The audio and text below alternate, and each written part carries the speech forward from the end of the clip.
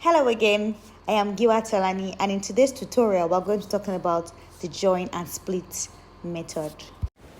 As a front-end developer, manipulation of data and converting between different data types is unavoidable, particularly moving between strings and array.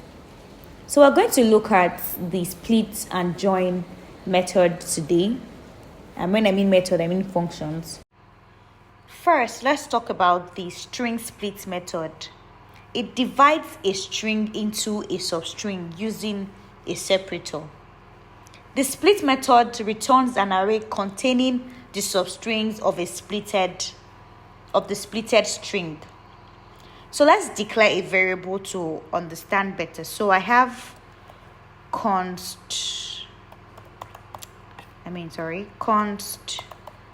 sentence equals a string. Convert this into an array. Right? So in this example, the first example I'm going to be taking is I want to get each word in this array.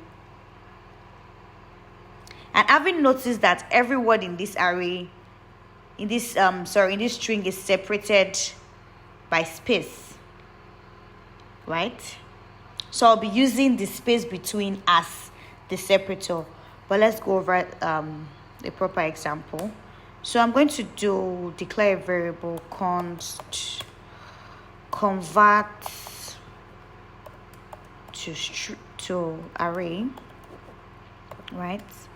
Equals, we're going to call the split method on sentence dot split. So the split takes two parameters, which is the string pattern, that is the separator, and the number limits, the number of items I want the array to return. So we're going to be using space between to separate. So we're going to do console.log convert to array. Let's run that. Here we have it. So we have convert this into an array. That is 5 items in the array. So taking the second parameters, which is the limit. So I want just the first 2 or the first 3. So I could do 3. And then when I run this, I get 3 items in the array. Convert this into. So that's what limit does. Like I said earlier, the split method returns an array containing the substring that was splitted. So let's take another example. Take, for instance, we have a date string, right? So I have 2023 -20 -8 -20, right? That's today's date, right? And then I want to separate, or I want to split this into an array. So it means I probably want to get the year, the month, or the date. So having observed that I could get the year, the month, and the date by separating it using the hyphen. So the separator I'll be using here would be the hyphen. So I could do const get here equals, so I call the split method on date. So I have date dot split. The separator would be the hyphen, right? And I could do this. Console.log get here. So it just returns an array of substring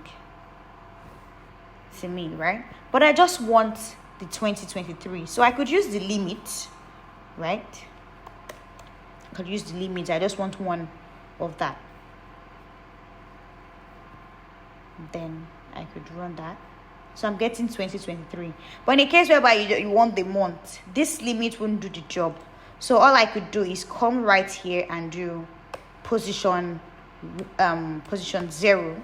So we have 0, 1, 2, right? So okay. I got 2023. So if I do position 1, I'm going to be getting the month, right? So let's quickly go over the join method. So the join method is just the opposite of split. It concatenates every item in an array. So we're going to let's use this above thing. So let's join. I want my date to be in this format. 23. 20, right? So first I'm going to split, but I already have what is going to split this. Okay, let's do this. Console.log get here.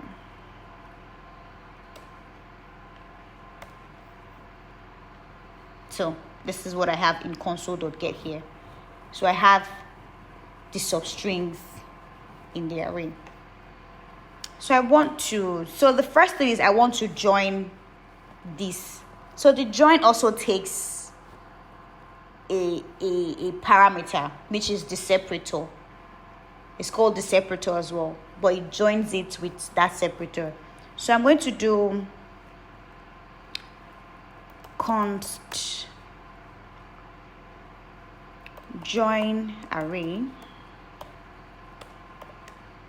equals, I'm going to call the split method on get here dot split, dot join.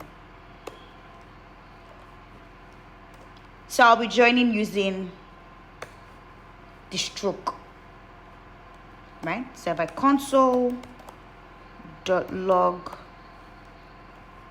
join array, I'm going to be getting this. So I have the format that I have always wanted. So that's what join simply does. It takes each item in the array, concatenates it, and return it as a string, right? So the join method actually as a default separator. So in a case whereby I do not use a separator, or I don't want to use a separator, it separates it using comma. So it has a default separator, which is a comma. So if I run this, I used an empty string here, but if I just called the join method on this, it would separate it by default with a comma. So here we have it. But what we're trying to do is separate using the stroke to get our date. So that's the end of this tutorial. If you enjoyed it, please like, share, and subscribe. Thank you very much.